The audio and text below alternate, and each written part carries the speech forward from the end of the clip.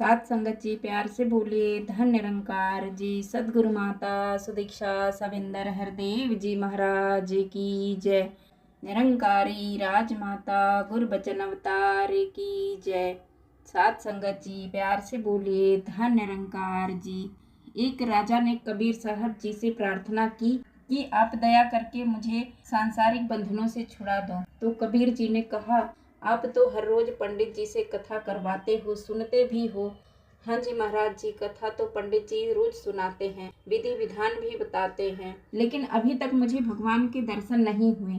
आप ही कृपा करें। कबीर साहब जी बोले, अच्छा मैं कल कथा के वक्त आ जाऊंगा। अगले दिन कबीर जी वहाँ पहुँच गए। वहाँ राजा पंडित जी से कथा सुन रहा था। राजा उठकर श्रद्धा से खड़ा हो गया तो कबीर जी बोले, राजन, अगर आपको प्रभु का दर्शन करना है तो आपको मेरी हर आज्ञा का पालन करना पड़ेगा। जी महाराज, मैं आपका हर हुक्म मानने को तैयार हूँ।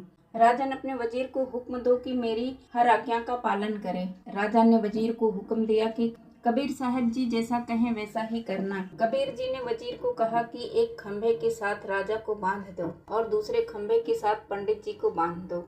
राजा ने तुरंत वजीर को इशारा किया कि आज्ञा का पालन हो। दोनों को खंभे से बांध दिया गया।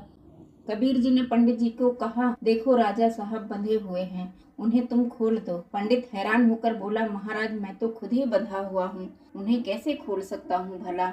फिर कबीर जी ने राजा से कहा, ये पंडित जी तुम्हारे पुरोहित हैं, वे बंधे हुए हैं, उन्हें खोल दो। राजा ने बड़ी दीनता से कहा, महाराज मैं भी बंधा हुआ हूँ, भला उन्हें कैसे खोलूं। तब कबीर साहब जी ने सबको समझाया, बंधे को बंधा मिले, छूटे कौन उपाय, सेवा कर निर्बद्ध की, जो पल में ले छुड़ाए। जो पंडित जी खुद कर्मों के बंधन में फंसा है, जन्म मरण के बंधन से छूटा नहीं, भला वो तुम्हें कैसे छुड़ा सकता है। अगर तुम सारे बंधनों से छूटना चाहते हो तो किसी ऐसे प्रभु भगत के पास जाओ जो जन्म मरण के बंधनों से छूट चुका हो। केवल एक संत सतगुरु ही सारे बंधनों से आजाद होते हैं।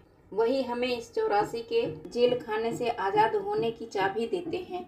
परमात्मा के महल पर लगा ताला कैसे खुलेगा, इसकी युक्ति भी समझाते हैं। जो उनका हुक्म मानकर हर रोज प्रेम से बंदगी करता है, वो सहज ही परम धाम को पहुंच जाता है।